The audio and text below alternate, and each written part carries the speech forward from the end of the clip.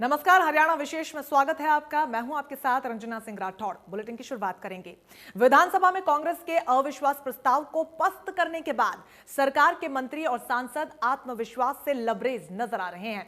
विधानसभा में 10 मार्च को सरकार ने एक तरफा बहुमत हासिल कर लिया, जिसमें सरकार के पक्ष में 55 तो विपक्ष में 32 वोट पड़े थे।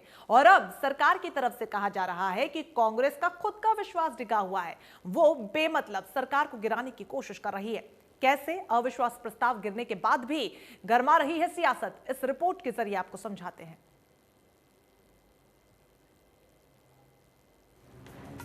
विधानसभा में कांग्रेस का अविश्वास प्रस्ताव वाला प्लान पूरी तरह से फेल रहा और अब विपक्ष की किरकिरी हो रही है।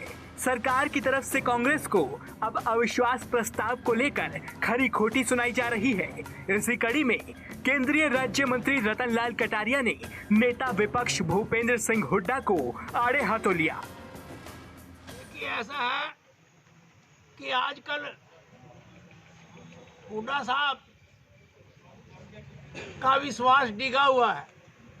वो अभी सरकार के खिलाफ नो कॉन्फिडेंस लाए थे, जबकि वास्तविकता ये थी कि उनका अपना ही कॉन्फिडेंस जो है वो हिला हुआ है। विपक्ष ने सरकार गिराने की भरपूर कोशिश की। बीजेपी जेजेपी गठबंधन को लेकर भी कांग्रेस की तरफ से कई प्रतिक्रियाएं सामने आई थीं, लेकिन सिरसा सांसद सुनीता दुग्गल ने एक बार फिर साफ शब्दों में कह दिया है कि प्रदेश की गठबंधन सरकार पूरे 5 साल चलेगी। इतना धड़ाम से गिरा है, वो 55 जो है हमारी तरफ है, तो इससे बढ़िया बात और क्या होगी। तो आदरणीय मुख्यमंत्री श्री मनोहर लाल जी के नेतृत्व में जो है हमारी सरकार जेजेपी के समर्थन के साथ पूरा 5 साल तक चलेगी। कांग्रेस के अविश्वास प्रस्ताव पर प्रदेश सरकार के मंत्री भी विपक्ष पर तंज कस रहे हैं। सहकारिता मंत्री बनवारी लाल ने विधानसभा में नो कॉन्फिडेंस मोशन पेश होने से पहले का बयान याद दिलाया और साथ ही कांग्रेस पर भी जमकर निशाना साधा।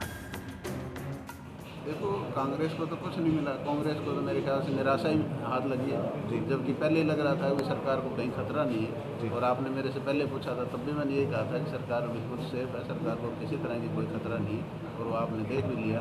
और कांग्रेस को तो इससे कुछ फायदा नहीं हो, निराशा के अलावा। वहीं कैथल से विधायक लीलाराम गुज्जर ने भी कांग्रेस की नीयत पर सवाल खड़े किए। लीलाराम ने कहा कि भूपेंद्र सिंह हुड्डा को पहले ही पता था कि गठबंधन को पूर्ण बहुमत है और हमें विधायकों का पूरा साथ मिला। आदरणीय भूपेंद्र हुड्डा जी ने भी सदन के अंदर ही मान लिया था पहले ही कि आपके पास नंबर पूरे हैं, और उन्होंने ये तो नहीं कही कि मैंने बहुत बड़ी गलती की है, परंतु उन्होंने ये पहले ही मान लिया था। वोटिंग होने से एक दिन पहले आदरणीय भूपेंद्र हुड्डा जी ने स्वीकार कर लिया था कि सरकार की गिनती पूरी है, सरकार के नंबर पूरे हैं, और इस अविश्वास प्रस्ताव में कुछ होने वाला नहीं था। परंतु जो विपक्ष में होता है वो ढूंढता ही है बहानेबाजी, कहीं कोई कमी मिल जाए, परंतु इस प्रकार से उनकी बात पूरी नहीं हो पाई। तो आपके सामने है, कल परसों 2 दिन के सेशन में क्लियर भी हो गया कि ये सारा राजनीतिक है। और राजनीतिक भी क्यों, ये कांग्रेसियों का खेल है। जिन लोगों ने कांग्रेस में वोट डाली थी वही लोग हैं, चाहे उनको किसान कह लें, चाहे कांग्रेस पार्टी के कार्यकर्ता कह लें। और इसमें सेशन के अंदर, सदन के अंदर बुरी तरह से एक्सपोज हुए कांग्रेस के साथी, कोई 2 शब्द भी नहीं बोल पाया। अविश्वास प्रस्ताव के दौरान सरकार को समर्थन करने वालों में कई निर्दलीय विधायक भी थे।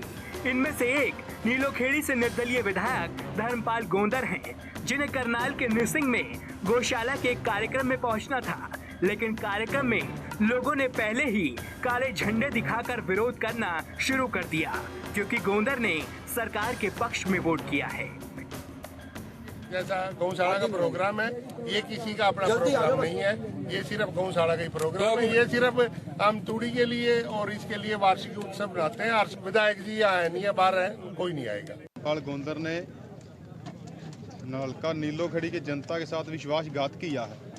धर्मपाल गोंदर को बीजेपी के विरोध में वोट डाले गए थे और जनता के हक में इसको खड़े होना चाहिए था। 9 तारीख को इसको ज्ञापन भी देने गए हैं। इन्होंने वाइफ ने आश्वासन भी दिया था कि हम आपके हक में वोट डालेंगे, और ये पहले बातें भी करते थे कि मैं किसानों के साथ हूँ। लेकिन 10 तारीख को इसका पता चल गया ये किसानों के साथ हैं या विरोध में हैं, और दोगली राजनीति हम इनकी नहीं चलने देंगे। आंदोलन चल रहा है, जो ये विधायक हैं उसी दिन से दोगली राजनीति कर रहे हैं।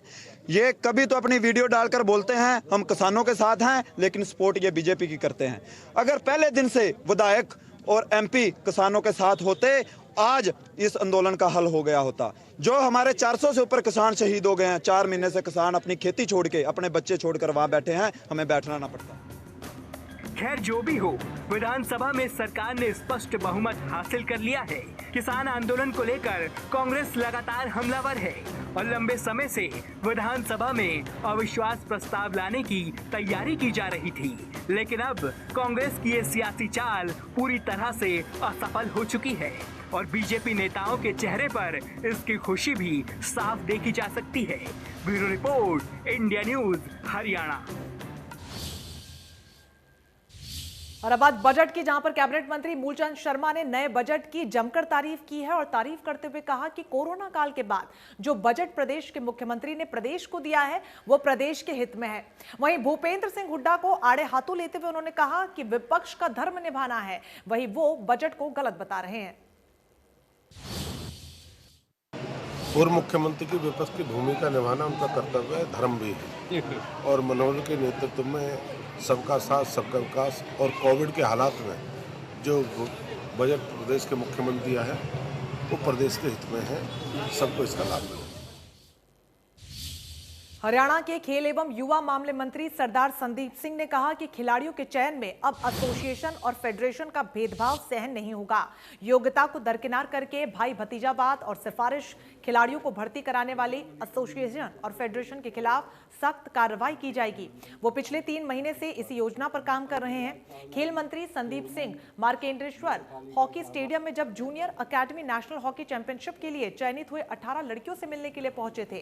खेल मंत्री संदीप सिंह ने कहा कि पूरे हरियाणा के लिए गर्व की बात है कि हॉकी इंडिया के तत्वाधान में भुवनेश्वर में आयोजित हो रही प्रथम नेशनल सब जूनियर चैंपियनशिप में 18 बच्चियां अकेले शाहबाद से चयनित हुई हैं, जो भुवनेश्वर के लिए बहुत जल्द रवाना होंगी। इस अवसर पर उन्होंने खिलाड़ियों के लिए 2,75,000 रुपए देने की घोषणा भी की।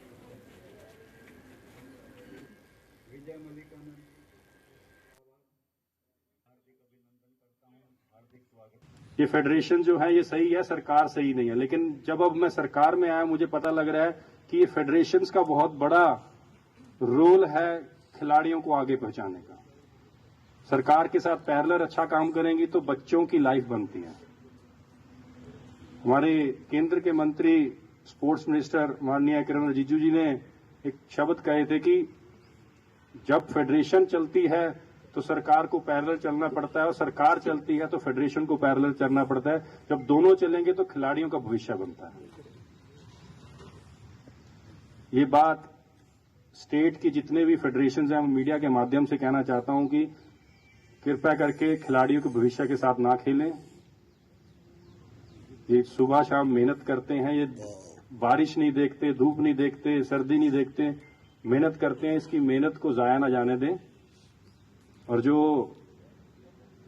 सिफारिश के साथ आता है उसको कृपया करके साइड में रखें और जो जेन्युइन खिलाड़ी है, जो मेहनत करने वाला खिलाड़ी है, उसको सामने लेकर आएं, क्योंकि देश में अगर फौजी देश के लिए लड़ता है तो खिलाड़ी भी देश के लिए लड़ता है। जननायक जनता पार्टी के राष्ट्रीय अध्यक्ष अजय चौटाला के जन्मदिन पर फरीदाबाद के 2 नंबर इलाके में ताऊ देवलाल वृद्ध आश्रम में कार्यकर्ताओं ने फल और कपड़े बांटे, साथ ही गरीबों को शॉल ओढ़ाकर सम्मानित किया। इस मौके पर जिलाध्यक्ष तेजपाल डागर और अरविंद भारद्वाज, राष्ट्रीय सचिव ठाकुर राजाराम समेत दूसरे जेजेपी नेता भी मौजूद रहे। इस दौरान जेजेपी नेताओं ने कहा कि नौकरियों में 75% के आरक्षण से युवाओं में काफी उत्साह है।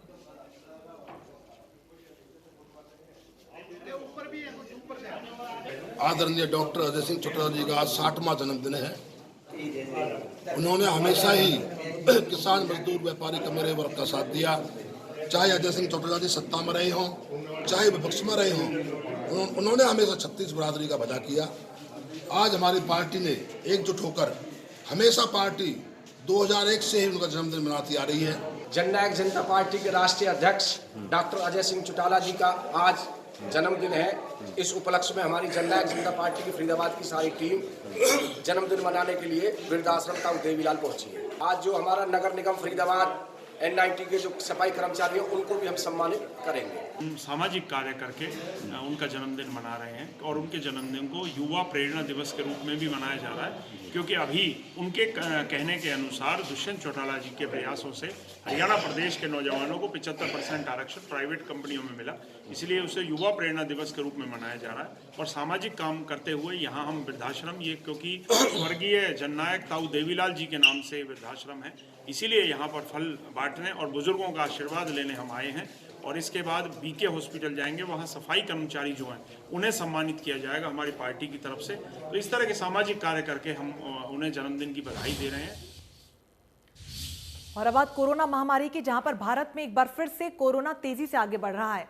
महाराष्ट्र, दिल्ली समेत हरियाणा में भी कोरोना के केसेस में इजाफा हो रहा है। स्वास्थ्य विभाग की हिदायत के बावजूद भी लोग लापरवाही बरतते हुए नजर आ रहे हैं और वैक्सीन आने के बाद तो हालात बद से बदतर हो गए हैं। लोग खुलेआम भीड़ भाड़ वाले इलाकों में बिना मास्क के घूम रहे हैं और अब कोरोना ने फिर से स्वास्थ्य विभाग के लिए बड़ी चुनौती खड़ी कर दी है। ये रिपोर्ट देखिए और समझिए कि कोरोना किस तरीके से यू टर्न मार रहा है। भारत में जहां एक और कोरोना को खत्म करने के लिए वैक्सीनेशन का काम तेजी से चल रहा है, वहीं पॉजिटिव मामले बढ़ने से एक बार फिर हालात चिंताजनक हैं। केंद्रीय स्वास्थ्य मंत्रालय के अनुसार महाराष्ट्र और केरल में कोरोना के सबसे ज्यादा पॉजिटिव केस सामने आए हैं। इसके अलावा तमिलनाडु, पंजाब और दिल्ली में भी कोरोना संक्रमण की रफ्तार बढ़ी है। अगर बात हरियाणा की करें तो शुक्रवार को 4 और मरीजों की मौत हो गई, जबकि कोरोना संक्रमण के 385 मामलों की पुष्टि हुई है। पूरे देश में कोरोना महामारी को लेकर एक बार फिर टेंशन बढ़ती जा रही है। पिछले कुछ दिनों में देश में कोरोना के एक्टिव मामलों का ग्राफ तेजी से बढ़ रहा है। देश में कुल मरीजों की संख्या 1,13,33,000 से ज्यादा है। अब तक कुल ठीक हुए मरीज 1,09,73,000 से ज्यादा है। वहीं कोरोना से अब तक 1,58,446 मरीजों की मौत हो चुकी है। कुल एक्टिव केस का आंकड़ा भी 2,02,000 के पार है। वहीं पिछले 24 घंटे में 24,800 से ज्यादा केस सामने आए हैं। महाराष्ट्र में एक दिन में 15,817 कोरोना केस मिले हैं। राज्य में पिछले 6 महीने में एक दिन में आने वाले सबसे ज्यादा मामले हैं। लगातार बढ़ रहे कोरोना वायरस के मामलों ने राज्य सरकारों की चिंता बढ़ा दी है। हर तरह के उपायों के बावजूद भी कई राज्यों में स्थिति नियंत्रण के बाहर होती जा रही है। महाराष्ट्र के नागपुर और परभीड़ी में नाइट कर्फ्यू लगाया गया। राजधानी दिल्ली में भी नए मामलों में इजाफा हो रहा है। वहीं पंजाब में एक बार फिर स्कूलों को बंद करने का फैसला लिया गया। ये फैसला 13 मार्च से लागू है। इस दौरान 12वीं तक की कक्षाओं के सभी सरकारी और प्राइवेट स्कूल बंद रहेंगे। वहीं हरियाणा में भी कोरोना एक बार फिर पैर पसारता नजर आ रहा है। राज्य में महामारी से जान गंवाने वालों की संख्या 3,000 से ज्यादा हो चुकी है, जबकि 2,74,273 लोगों में अब तक ये संक्रमण पहुंच चुका है। हालांकि स्वास्थ्य विभाग से लेकर जनप्रतिनिधि भी कोरोना से बचाव कार्य में लगे हैं। इसी कड़ी में सिरसा से सांसद सुनीता दुग्गल ने झज्जर के नागरिक अस्पताल का दौरा किया। इस दौरान उन्होंने जहां अस्पताल की साफ सफाई का जायजा लिया, वहीं सीएमओ से जिले में चल रहे कोरोना वैक्सीनेशन के काम की जानकारी ली। इसके अलावा सिरसा सांसद ने आमजन को भी सलाह दी कि कोरोना वैक्सीन से घबराने की जरूरत नहीं है और विपक्ष वैक्सीनेशन को लेकर भ्रम फैला रहा है। तब से जो योजना चली है वैक्सीनेशन की, तो उसका 3rd फेज जो है ये चल रहा है, जिसके अंदर जो है वो 60 साल से ज्यादा की उम्र के जो हमारे जो नागरिक हैं उनको वैक्सीनेशन होगी और इसके साथ साथ 45 से लेकर 60 साल की उम्र तक की जिनको क्रॉनिक डिजीज है उनकी वैक्सीनेशन जो है वो पूरे हिंदुस्तान के अंदर चल रही है। जिसमें आपने देखा होगा कि आदरणीय प्रधानमंत्री श्री नरेंद्र मोदी जी इसी कैटेगरी में आते हैं, तो उन्होंने ये वैक्सीन लगाई। हालांकि विपक्ष बहुत कह रहा था कि जो है वो भारतीय जनता पार्टी के लीडर क्यों नहीं लगाते हैं या सरकार जो है क्यों नहीं लगाती, प्रधानमंत्री क्यों नहीं लगाते हैं। तो देखिए, जो फेज आएगा, जब आपका जो फेज में आपका नंबर आएगा तभी तो लगवाएंगे, और जैसे उनका नंबर आया उन्होंने सबसे पहले जाकर लगवा लिया। तो मैं देख रही हूँ कि यहाँ पे बहुत अच्छे तरीके से जो है वैक्सीनेशन हो रहा है और पूरा उनको गाइड किया जा रहा है। जिसको भी वैक्सीनेशन हो रही है उनको पूरे तरीके से गाइड किया जा रहा है कि अगर आपको आधा घंटा तक जिसको भी वैक्सीनेशन होती है उसको जो है वो ऑब्जर्वेशन में रखा जाता है। सिरसा सांसद सुनीता दुग्गल ने मरीजों की दिक्कतों का समाधान करने के भी निर्देश दिए। हालांकि तमाम कोशिशों के बावजूद भी कई जिलों में कोरोना के केस लगातार बढ़ रहे हैं। जिस रोहतक जिले में कोरोना 0 हो गया था, अब वहां भी कोरोना के 9 मामले सामने आए हैं। ऐसे में प्रशासन भी अब सख्ती के मूड में है। उन लोगों को चेतावनी दी जा रही है कि अगर सोशल डिस्टेंसिंग और मास्क का इस्तेमाल नहीं किया तो कड़ी कार्रवाई की जाएगी। कोविड केसेस जैसे पिछले महीने की बात करें तो काफ़ी कम हो गए थे रोहतक डिस्ट्रिक्ट के अंदर। कभी 1, 2 यानी कि 0 तक हमारे केसेस आ गए थे। अब अगर हम 2-3 दिन से देखें तो केसों में बढ़ोतरी हो रही है। जैसे अगर हम परसों की बात करें तो 6 केस और मिले, अगर कल की बात करें तो 3 केस मिले। तो इस तरह से केसेस में अब अगर हम जीटी रोड की बात करें, जैसे करनाल है, कुरुक्षेत्रा है, पंचकुला है, अंबाला है, वहाँ भी केसेस बढ़ रहे हैं। वहीं प्रदेश में कई जगहों पर पुलिस मास्क न पहनने वालों के खिलाफ सख्ती बरत रही है। इसी कड़ी में नूंह और भिवानी जिले में भी पुलिस की तरफ से विशेष अभियान चलाया गया। जाहिर है कोरोना के बढ़ते केसों ने न सिर्फ प्रदेश बल्कि पूरे देश की परेशानी बढ़ा दी है। लॉकडाउन का दौर एक बार फिर शुरू हो चुका है। अब लोगों को ये समझने की जरूरत है कि वैक्सीन भले ही आ गई हो, लेकिन अभी कोरोना खत्म नहीं हुआ है। अभी भी बचाव की सख्त जरूरत है और सावधानी अपनाकर ही कोरोना महामारी से बचा जा सकता है। Bureau report, India news, Haryana. आगे बढ़ेंगे। कुरुक्षेत्र अंबाला की सीमा में पाडलू नहर के अंदर 5 जिंदा बम मिल जाने से हड़कंप मच गया। जिंदा बम मिलने की खबर से स्थानीय लोगों में दहशत का माहौल बन गया। आपको बता दें कि फिलहाल बम निरोधक दस्ता ने मौके पर पहुंचकर बमों को डिफ्यूज कर दिया है। बता दें कि सुबह स्थानीय लोगों ने पुलिस को इस पूरे मामले में जानकारी दी थी कि मरकंडा नदी के अंदर 2 एक्सप्लोजिव शेल मिले हैं, जिसके बाद अंबाला, कुरुक्षेत्र और शाहबाद पुलिस की टीमें मौके पर पहुंची। पुलिस ने इस पूरे मामले में जानकारी देते हुए बताया कि सुबह उन्हें मारकंडा नदी में 2 बम होने की जानकारी मिली थी, जिसके बाद बम निरोधक दस्ता ने दोनों बमों को डिफ्यूज कर दिया। लेकिन इसी बीच उन्हें वहां पर 3 बम होने की और जानकारी मिली है। जी सुबह हमारे पास SHO शाहबाद का फ़ोन आया था कि मारकंडा पंजाल के एरिए में मारकंडे में 2 बम मिले हैं। वहाँ पे पहुँचे, मैं भी पहुँच रहा हूँ। इस इतला पर यहाँ पे पहुँचे थे हम, और उसी टाइम मैंने सूचना दे दी थी। जो हमारी बम डिस्पोज टीम है वो मौके पे आए, उन्होंने 2 को तो डिस्पोज कर दिया। लेकिन इन बिटवीन हमें ये इन्फॉर्मेशन मिली थी कि यहाँ पे 3 बम और पड़े हैं। उस एरिए से जैसे हमने सर्च किया 150-200 मीटर दूर मारकंडा नदी के अंदर ही 2 बम और मिले हैं। लेकिन उसको भी बम डिस्पोजल टीम जो है वो चेक कर रही है। चेक करने के बाद आगामी कार्रवाई हमने बनाई जाएगी। लोगों से क्या अपील करना चाहेंगे सर? जैसे लोगों से तो मैं यही प्रार्थना करना चाहता हूँ कि कृपया इसको लाइटली मत लें, इसमें थोड़ा डिस्टेंस में दूर रहें। जो मेरे एम्प्लॉइज हैं इनको अगर पीछे हटा रहे थे उनका सहयोग करें। फरीदाबाद की डबुआ कॉलोनी में 75 साल की एक बुजुर्ग एक महिला दरबदर की ठोकरें खाने को मजबूर है। हालात यह है कि महिला के बेटे और बहू उसके साथ दुर्व्यवहार करते हैं, जिसके चलते पीड़ित बुजुर्ग महिला अब कोर्ट की शरण में पहुंची है।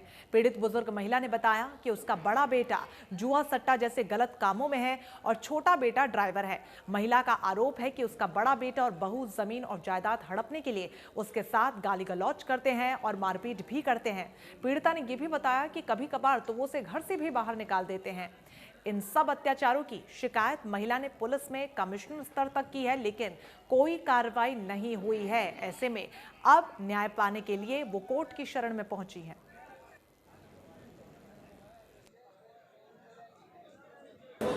कहते हैं ये क्या तेरा मकान है, तू इससे चली जा यहाँ से। तो आपको घर से निकालने की कहते हैं? निकालने की कहते हैं। कौन कहता है? वो राहुल कहता है और उसके 4 बच्चे कहते हैं, लड़के। आपने कहीं पर शिकायत की इसकी?